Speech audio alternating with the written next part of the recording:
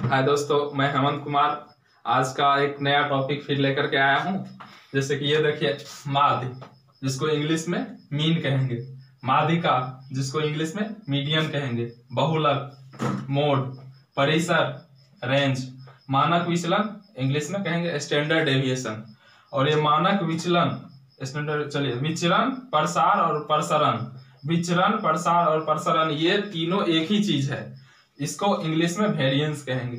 और ये विचरण गुणांक यानी कोएफिशिएंट ऑफ वेरिएंस, मतलब इस क्वेश्चन ये जो है डिफरेंट एग्जाम में पूछे जाते हैं। जैसे आरआरबी, एनटीपीसी या ग्रुप डी हो गया, यूपीएससी सीडीएस हो गया, या स्टेट का कोई भी और कमीशन हो गया जैसे कि बीपीएससी हो गया, यूपीपीएससी हो गया, और स्टेट का जैसे एसआई हो गया। ये सब में बहुत सारे क्वेश्चन, ये एक या दो क्वेश्चन जरूर ही रहता है। ठीक है, एक या दो क्वेश्चन जरूर रहता है। और इसमें बहुत सारा कंफ्यूजन आपको होता है। जब आप एग्जाम में बैठेंगे तो कभी माध्य पूछ दिया तो पता चलता है कि माध्य है कि माध्यिका है, क्या निकाले, माध्य निकाले कि माध्यिका निकाले कि बहुलक निकाले, क्या निकाले, इसमें बहुत सारा कंफ्यूजन होता है। इसलिए आपको मैं इसमें डिफरेंस क्या, ये यदि पूछेगा तो उसको कैसे बनाना है, माध्यिका पूछेगा तो कैसे बनाना है, बहुलक पूछेगा तो कैसे बनाना। आप एकदम पहले पूरा वीडियो देखिएगा और उसके बाद आप। चलिए दोस्तों, आज का पहला टॉपिक देखते हैं, माध्य यानी मीन। माध्य या मीन कभी भी आपको एग्जाम में कहेगा निकालने के लिए, बस इतना समझ लीजिए कि बस एवरेज निकालना है। जिस तरह से आप किसी भी संख्या का दिया गया संख्या या समुच्चय का एवरेज निकालते थे, बस उसी तरह माध्य मतलब एवरेज निकालना है। एवरेज निकालने का क्या तरीका होता है, जितना दिया गया संख्या या समुच्चय है, जितना दिया गया संख्या या समुच्चय है सभी को जोड़ करके, और जितना नंबर ऑफ संख्या है उससे भागा दे देंगे, वो उसका एवरेज यानी मीन आ जाएगा, यानी माध्य आ जाएगा। मतलब इट मींस माध्य यानी मीन यानी एवरेज। इसका मतलब इतना समझ सकते हैं, एवरेज या औसत जिसको कहते हैं,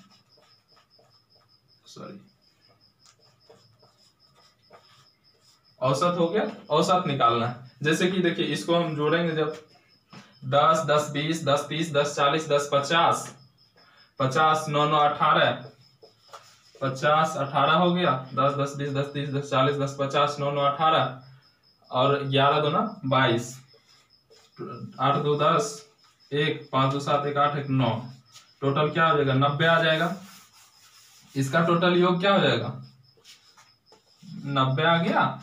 अब देख लेते हैं कि संख्या कितना है, 1 2 3 4 5 6 7 8 9, 9 संख्या है। बट्टा में भागा 9 से भाग दे दिए, इसको काट दिए, 10। इसका ये 10 माध्य हो गया। माध्य या मीन या एवरेज या औसत, मतलब चारों का मतलब एक ही होता है। जब दिया गया समुच्चय दिया गया हो, आपको संख्या या समुच्चय दिया गया हो और उसका बोलेगा माध्य या मीन निकालने के लिए, तो दिया गया संख्या सभी को जोड़ देंगे, उसको जोड़े गए संख्या को, जितना संख्या उसको गिन करके उतना से भागा दे देंगे, बस उसका माध्य निकल जाएगा, इसलिए 10। दोस्तों, आप इससे पहले वाला माध्य तो समझ ही गए होंगे, यानी मीन, माध्य मतलब मीन, एवरेज या औसत। अब उसके बाद दूसरा आप देखते हैं माध्यिका। अब माध्यिका कैसे सॉल्व करना है एग्जाम में, जैसे दिया गया समुच्चय है, माध्यिका निकालने के लिए जितना दिया गया समुच्चय है उसको आरोही या अवरोही क्रम में लिखेंगे। जितना दिया गया समुच्चय या तो उसको आरोही क्रम में लिखेंगे या तो उसको अवरोही क्रम में लिखेंगे। जैसे यहाँ देखिए, हम इसको आरोही या अवरोही क्रम में लिखते हैं। इसको तो आरोही क्रम या अवरोही क्रम में, पहले आरोही क्रम बढ़ते क्रम में लिखते हैं। 9 2 9 है, उस पर 10 1 2 3 4 5 10 है, 1 2 3 4 5 10 है। उसके बाद इसके बाद 11 आ जाएगा, 2 11 है, 2 11। दिए गए संख्या को आरोही या अवरोही क्रम में लिख लिए, और माध्यिका निकालने के लिए वो आरोही या अवरोही क्रम वाले संख्या में जो मिडिल टर्म होगा वही उसका माध्यिका होगा, माध्यिका या मीडियन। बस इतना ही सा, बस दिए गए संख्या या समुच्चय को आरोही क्रम में लिख दिए या अवरोही क्रम में लिख दिए, और उसके बाद जो उसका मिडिल टर्म होगा वही उसका माध्यिका या मीडियन होगा। जैसे इधर देख लेते, 1 2 3 4 5 6 7 8 9 टर्म है। 9 टर्म है, इधर से 4 हटा देते हैं, 1 2 3 4 इधर से हटा देते हैं, इधर से भी 1 2 3 4 हटा देते हैं, ये जो मिडिल टर्म हुआ यही इस 10 यही इसका माध्यिका या मीडियन हुआ। बस अब आपको आपके मन में एक सवाल होता होगा कि मान लीजिए कि मिडिल टर्म में मिडिल में 2 संख्या आ जाए तो क्या करेंगे। अब देखिए यदि जो मिडिल में 2 संख्या आ जाए, देखिए क्या करते हैं, इसको मिटा देते हैं। मान लीजिए कि मिडिल में 2 संख्या आरोही क्रम में इसमें एक और रहता है, जैसे 12 हो गया, 12 रहता, कितना हो गया 1 2 3 4 5 6 7 8 9 10 संख्या है। इधर 10 संख्या पहले आरोही क्रम में या अवरोही क्रम में फिर से सजाएंगे, तो पहले 9 आएगा, फिर 10 आएगा, फिर 11 आएगा, फिर यहाँ एक 12 संख्या यहाँ आ जाएगा। तो टोटल संख्या कितना पहले गिन लेंगे। एग्जाम में हमेशा क्या करेंगे, जो दिया गया संख्या समुच्चय है उसको जब आरोही या अवरोही क्रम में सजाएंगे तो नीचे में गिन भी लेंगे ताकि हमसे वो मिस्टेक ना हो। जैसे देखिए ये कितना 1 2 3 4 5 6 7 8 9 10 संख्या है, तो यहाँ भी हम इसको गिन लेते हैं कि कहीं छूटा तो नहीं कोई संख्या। 1 2 3 4 5 6 7 8 9 10 यानी कि नहीं छूटा है। ये एकदम बहुत अच्छा ये पॉइंट है एग्जाम में मिस्टेक करने का, क्योंकि मैं भी बहुत बार एग्जाम दे चुका हूँ। मैं भी अभी गवर्नमेंट एम्प्लॉय हूँ और आगे का तैयारी कर रहा हूँ, लेकिन ये चीज को बहुत हम फेस किए हमने। और ये जैसे कि इसको गिन लिए, दोनों बराबर है। अब देखिए 12 है, इधर से 5 लेंगे, 1 2 3 4, इधर से भी 4 लेते हैं, 1 2 3 4, 4 इधर से लिए, 4 इधर से लिए, 1 2 3 4, 1 2 3 4। अब बीच में क्या ये बच गया, 2 संख्या बीच वाला बच गया। अब इसको क्या करेंगे, बीच वाला संख्या को 2 संख्या दोनों को जोड़ देंगे, दोनों को जोड़ने के बाद 2 से भागा दे देंगे। क्या हो जाएगा 10 दूना 20 बट्टा 2, इसका क्या हो जाएगा माध्यिका 10। बस इसी तरह निकालना है। जब दिया गया संख्या हो, एक बार फिर से माध्यिका निकालने के लिए दिए गए संख्या को आरोही या अवरोही क्रम में सजाएंगे। आरोही या अवरोही क्रम में सजाने के बाद जो सबसे बीच वाला टर्म होगा वही उसका माध्यिका होगा, यानी जो सबसे बीच वाला टर्म होगा वही उसका माध्यिका होगा। यदि जो बीच में 2 संख्या आ जाता है, यदि बीच में 2 संख्या आ जाता है तो दोनों संख्या को जोड़ करके 2 से भागा दे देंगे, वही माध्यिका हो जाएगा। आगे समझ में? धन्यवाद दोस्तों। आप माध्य मीन समझ गए, माध्यिका मीडियन समझ गए। अब आइए बहुलक पे। बहुलक को कैसे सॉल्व करना है एग्जाम में, ये बहुत आसान है। इसका आंसर जो है इसके नाम में ही बहुलक, यानी बहु मतलब अधिक, पॉली, मल्टी मतलब जो जितना बार दिए गए संख्या या समुच्चय में जो जितना अधिक बार यानी जो बहुत बार लिखा रहेगा वही उसका आंसर होगा, वही उसका बहुलक होगा। जैसे देखिए यहाँ 10 है, 10 9 9 10 11 इस तरह से ये संख्या है, और इसमें ये देखेंगे कि सबसे अधिक बार कौन लिखा गया है। अब देखिए यहाँ सबसे अधिक बार ये 10 देखिए कितना बार 1 2 3 4 5, 10 जो है 5 बार लिखा गया है। अब देखिए 9 देखते हैं 1 2, 9 जो है 2 बार लिखा गया है। और उसके बाद कौन सा है 11 है, 11 जो है 1 11 1 2, 11 जो है 2 बार लिखा गया है। अब देखिए बहुलक यानी बहु मतलब जो बहुत बार है वही उसका लक होगा, यानी बहुलक। तो यहाँ देखिए सबसे बहुत बार कौन है 5 बार है 10, इसलिए इसका बहुलक क्या हो जाएगा 10 हो जाएगा।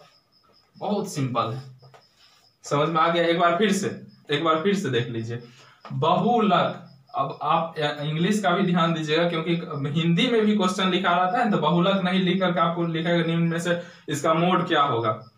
इसलिए बहुलक के साथ साथ आप इसका इंग्लिश वर्ड भी मोड भी ध्यान में रखिएगा कि इसको बहुलक को इंग्लिश में मोड भी कहते हैं। बाकी एक इंग्लिश वर्ड के कारण आपका 1 नंबर चला जाएगा, इतना समझ लीजिए। इसलिए जब भी बहुलक निकालना, बहुलक मतलब बहु मतलब मल्टी मतलब पॉली, जो बहुत बार लिखा गया है। इसलिए जो इस दिए गए संख्या या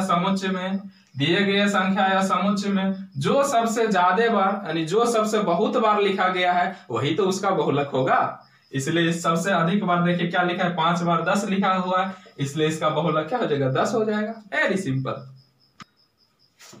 हाय दोस्तों, कैसे हैं आप सब। अब देखिए समझने में इतना सिंपल तरीका से मैं समझा रहा हूं। अब देखिए अब चौथा आ गया परिसर। परिसर यानी रेंज। परिसर यानी इसको इंग्लिश में कहते हैं रेंज। अब इसको रेंज कैसे निकालना है? इसका रेंज निकालने का बस यही तरीका है, दिया गया संख्या या समुच्चय में, दिया गया संख्या या समुच्चय में सबसे जो बड़ा होगा, जो सबसे बड़ा संख्या होगा और जो सबसे छोटा संख्या होगा, दोनों का अंतर ही रेंज होगा या परिसर होगा। जैसे देख लेते हैं, जो सबसे बड़ा इसमें कौन है? 10, 9, 10, 11, 11। देखिए सबसे बड़ा संख्या 11 है। अब इसमें देखेंगे सबसे छोटा संख्या कौन है? सबसे छोटा संख्या 10, 9 है। इसको बड़ी संख्या में से छोटी संख्या घटा देंगे, बराबर 11 में से 9 गया 2। यही इसका परिसर होगा, परिसर होगा या रेंज इसको कहेंगे। कितना सिंपल है ये सब। आप एग्जाम में छोटा छोटा चीज क्वेश्चन छोड़ देते हैं, आराम से एक क्वेश्चन आ जाता है। अब इसको देखिए, फॉर्मूला से याद कर लीजिए कि बड़ी संख्या माइनस छोटी संख्या बराबर रेंज। रेंज या परिसर। परिसर समझ में आ गया? एक बार फिर से, दिया गया संख्या या समुच्चय में, दिया गया संख्या या समुच्चय में सबसे जो बड़ी होगा और सबसे जो छोटी होगा उसी को घटा देंगे और जो आएगा वही हमारा परिसर या रेंज होगा। धन्यवाद। चलिए दोस्तों, अब देखते हैं मानक विचलन, इसको जिसको इंग्लिश में स्टैंडर्ड डेविएशन कहते हैं, या इसको सिर्फ विचलन भी कह सकते हैं। मानक विचलन या विचलन भी कह सकते हैं। अब देखिए मानक विचलन कैसे निकालेंगे। बहुत ऐसे आप बेसिक से बनाएंगे तो ये बहुत टफ बनेगा, लेकिन मैं आपको एक ट्रिक बताता हूं जिसके कारण बहुत आसानी से ये क्वेश्चन मानक विचलन का बन जाएगा आपको। जैसे देखिए 2 स्टेप में बनाएंगे इसको। मानक विचलन को 2 स्टेप में बनाएंगे। अब स्टेप 1 में क्या करना है? फर्स्ट स्टेप में क्या करना है आपको हमने बताया इससे पहले इसी वीडियो में, माध्य। माध्य कैसे निकालना? माध्य यानी एवरेज। एवरेज निकालना पहले। तो दिए गए संख्या को एवरेज निकालेंगे। एवरेज या मीन, मीन या माध्य। माध्य, दिए गए संख्या का एवरेज या मीन या माध्य निकालेंगे। जो उस संख्या का माध्य होगा, अब देखिए संख्या का पहले माध्य निकाल लेते हैं। इसका माध्य क्या होगा? सबको जोड़ते हैं, 10, 10, 20, 10, 30, 10, 40, 10, 50। 50, 11 दूना 22, 9, 9, 18, 8, 2, 10, 5, 2, 7, 1, 8, 9। दिए गए संख्या 90 है। अब दिया गया संख्या सबको जोड़ दिए और इसका माध्य निकालेंगे। जब इसका माध्य निकालेंगे तो जितना संख्या है उससे इसको घटा देंगे। तो कितना संख्या है? 1, 2, 3, 4, 5, 6, 7, 8, 9। 9 से इसमें भागा दे दिए। 9 से भागा दे दिए कितना आएगा इसका? 10। इसका मानक माध्य क्या आया? माध्य यानी मीन 10 आया। अब इसका हम ये लिख लेंगे, इसका स्टेप 1 में मीन, इसका मीन 10 आया। अब स्टेप 2 क्या करना है? स्टेप 2 में अब एक बड़ा सा वर्ग। चलिए अब देखिए स्टेप 2 में क्या करना है। सबसे पहले इसका रूट कर देना है।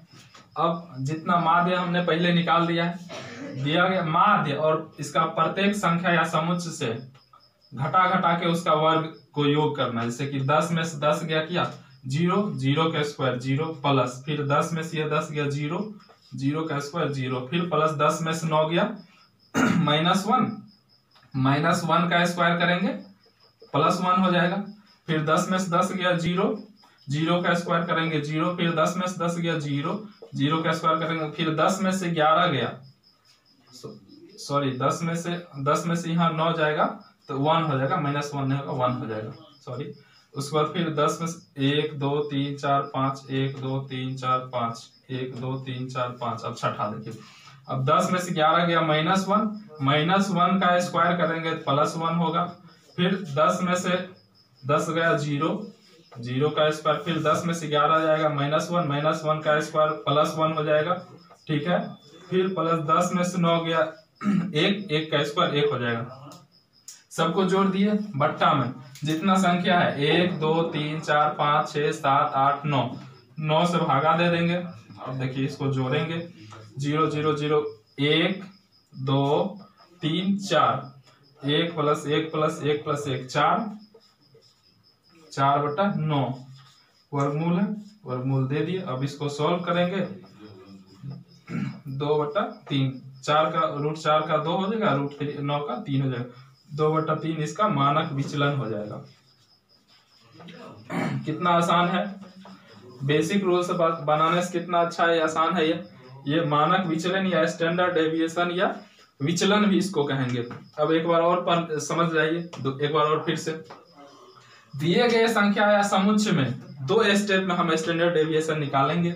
स्टेप 1 में यह करना है कि उसका माध्य निकाल लेना, माध्य यानी मीन यानी एवरेज यानी औसत, औसत निकाल लेना है। औसत कैसे निकालेंगे, दिए गए संख्या जितना उसको जोड़ करके जितना संख्या उससे भागा दे देंगे, वही हमारा मीन आ जाएगा या औसत या माध्य आ जाएगा।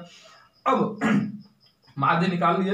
अब स्टेप 2 में यह करना है कि जितना माध्य है, माध्य को प्रत्येक समुच्चय से, माध्य को प्रत्येक समुच्चय से घटा घटा के और उसका वर्ग करके जोड़ जोड़ करके लिखना है। जैसे कि 10 में से 10 गया 0 का स्क्वायर, 10 में से 10 गया 0 का स्क्वायर, प्लस 10 में से 9 गया 1 का स्क्वायर 1 1, ऐसे करके पूरा लिखना है बट्टा में। फिर बट्टा में जितना संख्या है 1 2 3 4 5 6 7 8 9, जितना संख्या है उससे भागा दे देंगे और उसका रूट चढ़ा देंगे उस पर। अब देखिए इसको सॉल्व करेंगे, जैसे 1 2 3 4 और बट्टा में 9, इसका रूट निकालेंगे 2/3, ये मानक विचलन होगा। ओके, समझ में आ गया होगा आपको। चलिए अब देखिए विचरण, प्रसार या प्रसरण, विचरण या प्रसार या प्रसरण, इंग्लिश में उसको कहेंगे वेरिएंस। तीनों एक ही चीज है, या तो आपको एग्जाम में देगा विचरण निकालने या प्रसार निकालने या प्रसरण निकालने या वेरिएंस निकालने देगा। मतलब दी गई संख्या या समूह का विचरण या प्रसार या प्रसरण या वेरिएंस निकालें। अब देखिए वेरिएंस कैसे निकालेंगे, इससे पहले वाला क्वेश्चन में आपको बताए थे स्टैंडर्ड डेविएशन निकालने के लिए, मानक विचलन या विचलन निकालने के लिए। तो प्रसरण या प्रसार या विचरण क्या होगा, देखिए विचरण या प्रसार या प्रसरण, हाँ, या इसको वेरिएंस कहेंगे। इतना बराबर होगा विचलन या मानक विचलन, मानक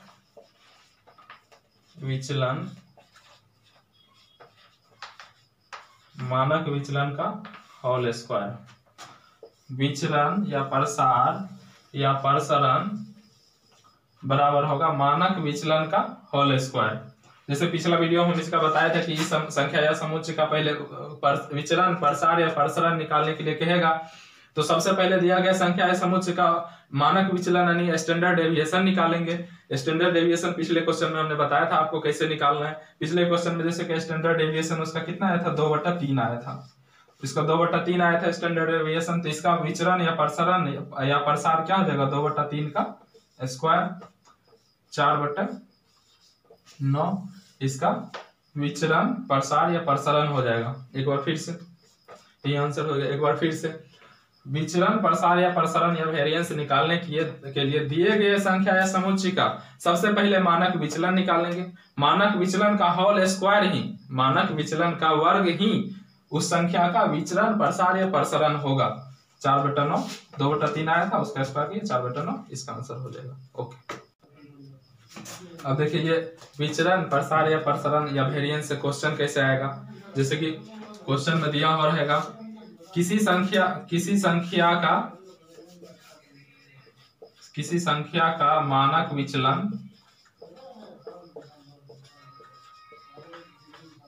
विचलन 8 है।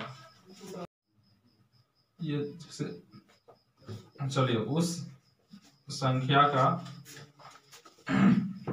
विचरण, प्रसार या प्रसरण, विचरण या प्रसार या प्रसरण क्या होगा।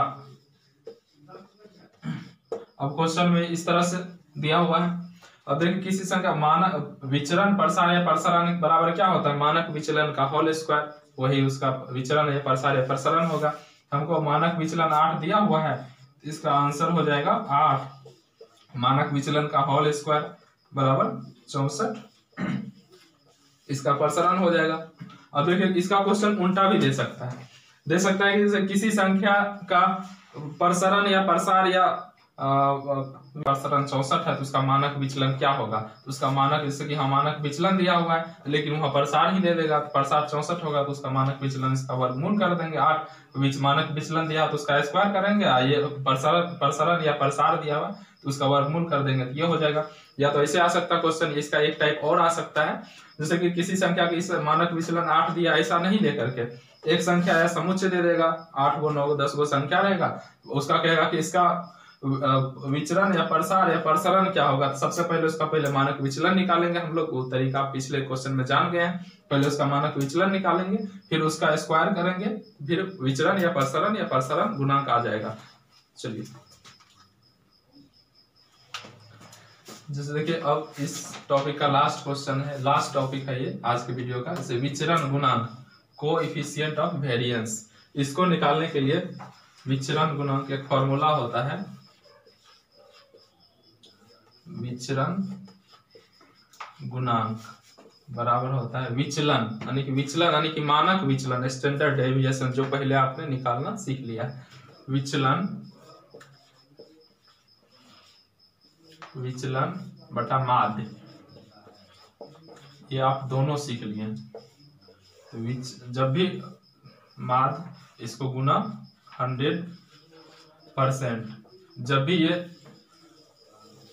ये विचरण गुणांक आएगा कोएफिशिएंट ऑफ वेरिएंस, जब भी कोएफिशिएंट ऑफ वेरिएंस आएगा, विचलन गुणांक हमसे पूछेगा, तो विचलन इतना बराबर होगा विचलन बटा माध्य गुना 100%।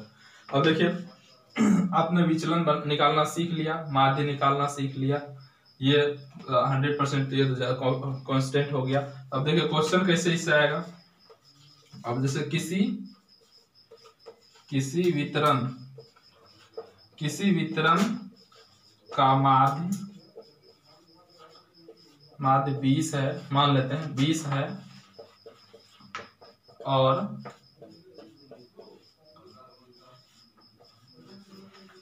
उसका विचलन यानी कि मानक विचलन, और उसका विचलन 4 है, तो उसका विचरण गुणांक क्या होगा, विचरण गुणांक क्या होगा। देखिए ये क्वेश्चन है, किसी वितरण का माध्य 20 है और उसका विचलन 4 है, तो उसका विचरण गुणांक हमने पढ़ लिया है, विचरण गुणांक बराबर क्या होता है, विचलन बटा माध्य गुना 100%। तो विचरण गुणांक निकालने के लिए हम देखिए विचलन की 4 दिया हुआ है, 4 बटा माध्य 20 दिया हुआ है, गुना 100 फॉर्मूला होता है, 20 × 100 बराबर 5 चौके 20, ये क्या है प्रतिशत में आएगा। जब भी विचरण गुणांक आएगा वो प्रतिशत में आएगा, विचलन बटा माध्य गुना 100%, इसका 20% आ जाएगा।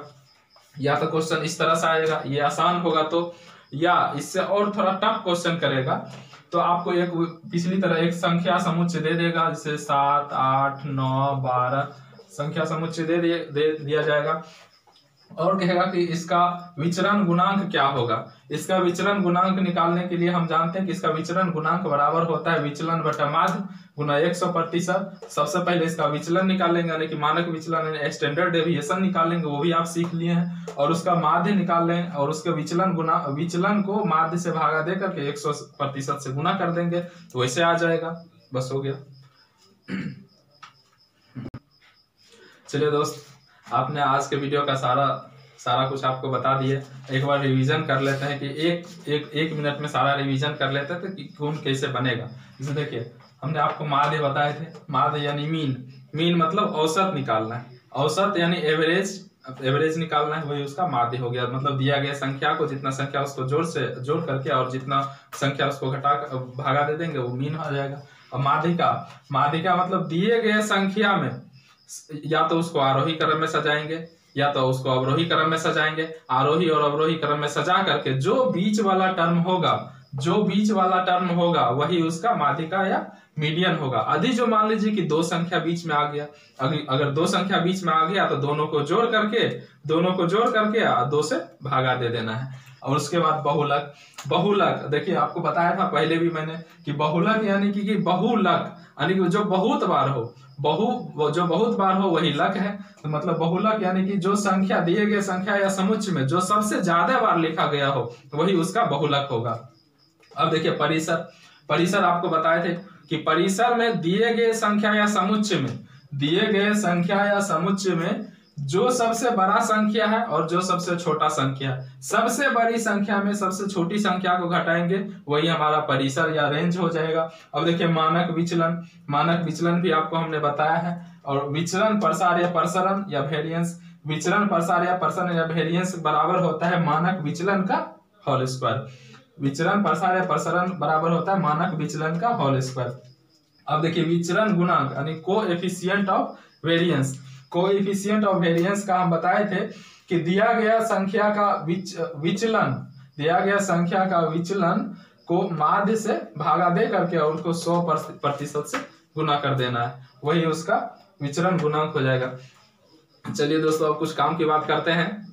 पिछला वीडियो में भी आपने बहुत अच्छा रिस्पांस दिया था। पिछला video sec square theta minus tan square theta trigonometrical identities का फर्स्ट पार्ट 1 बताए थे आपको हम, वो भी बहुत अच्छा रिस्पांस दिया आपको। लेकिन बहुत सारे दोस्त, व्यूज तो बहुत ज्यादा गया लेकिन बहुत सारे दोस्त ने उसको सब्सक्राइब नहीं किए और लाइक भी थोड़ा सा कम आया। थोड़ा सा हो सकता है मेरा वो पहला वीडियो था इसलिए आपको अच्छा नहीं लगा होगा, इसलिए कोशिश कर रहे हैं कि मतलब कुछ अच्छा करने का, इसलिए आप देखिए। और सब्सक्राइब बटन जो नीचे लाल वाला है उसको आप जरूर दबा दीजिए और सब्सक्राइब कीजिए ताकि आप RRB, NTPC, group D, SSC और किसी चीज का तैयारी कर रहे हैं तो आपको वो नोटिफिकेशन आपके मोबाइल में चला जाएगा और आपके पास वीडियो जाएगा और अच्छे से सॉल्व कर सकते हैं, पढ़ सकते हैं। लाइक और सब्सक्राइब जरूर कीजिएगा, भूलिएगा मत। Okay bye.